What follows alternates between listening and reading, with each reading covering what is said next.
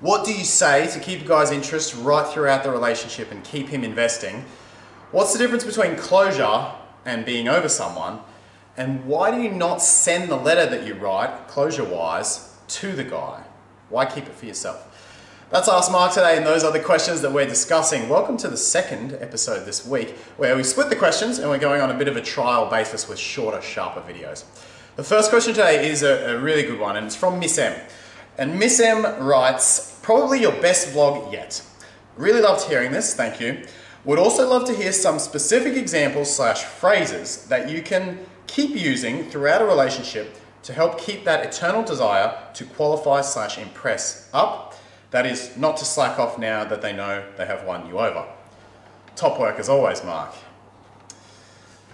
What do you say to keep a guy? I'm going to give you some ripper phrases. You ready?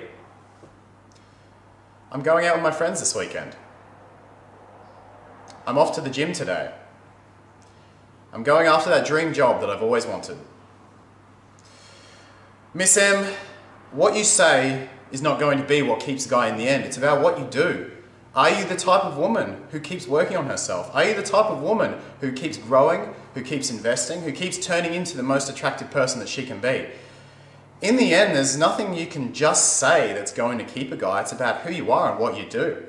If you're looking for phrases that are going to keep the guy, then you're probably barking up the wrong tree.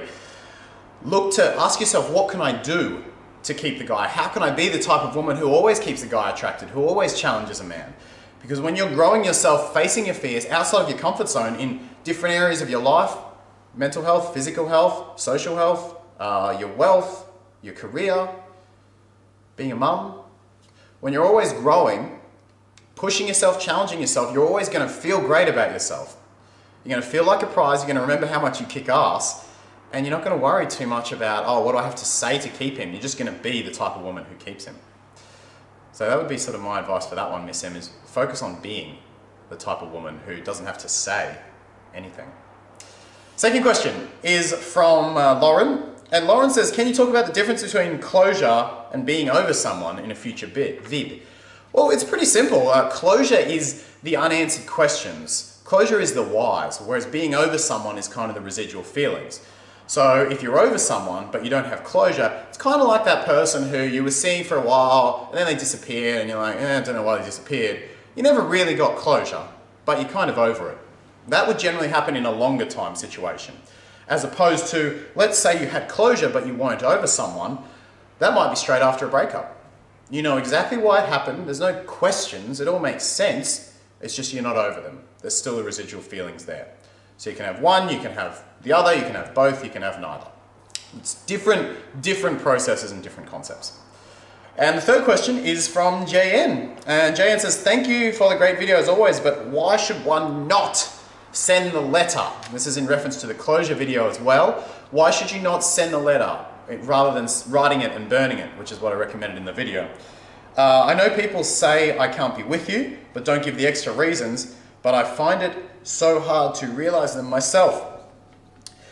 And one thing I talked about in that video, JN, and for you out there, was how frustrating it can be when you ask someone for answers and they just go, oh, I want to be with you, it's just not the right time. Or, oh, I think you're the perfect girl, just for someone else. What? It's a head fuck, right? This is why talking, and I talked about this in the video, this is why talking to guys, former partners, etc., about the reasons and trying to get the reasons is very rarely successful, because unless you're way out of the scenario, like way out of the scenario, you very rarely get answers that satisfy you. Why do you not send the letter? Because if you do, it's a change of intent. I talk a lot about this channel, on this channel about intent. Why do you do things? The same thing can be right or wrong depending on your intent. Why did you sleep with them on the first date? What was your intent? That's the real question there. When I talk about sending a letter, the reason you have to consider intent is that if you're sending the letter away, it means you're seeking a reaction. It means you're seeking some sort of answer. It means you're, again, hitting your head against a closure brick wall and trying to get something from him. You're not finding closure within yourself. If you keep the letter and burn it, your intent can't possibly be to affect him. You're just doing it for you, and that's why it's so much more healthy to burn the letter yourself than send it away. I hope that answers your question, Jen. Well, thank you for watching. Let me know what you think of the split format and yeah, your thoughts on the whole concept. Leave thoughts, comments, questions below, as you always do. Give the video a thumbs up, and look, thank you so much for supporting my channel. It is growing at the moment, and I just wanted to say, look, a personal thank you from me to you for, even if you've liked a video, you know, shared it with a friend, I really appreciate that from you.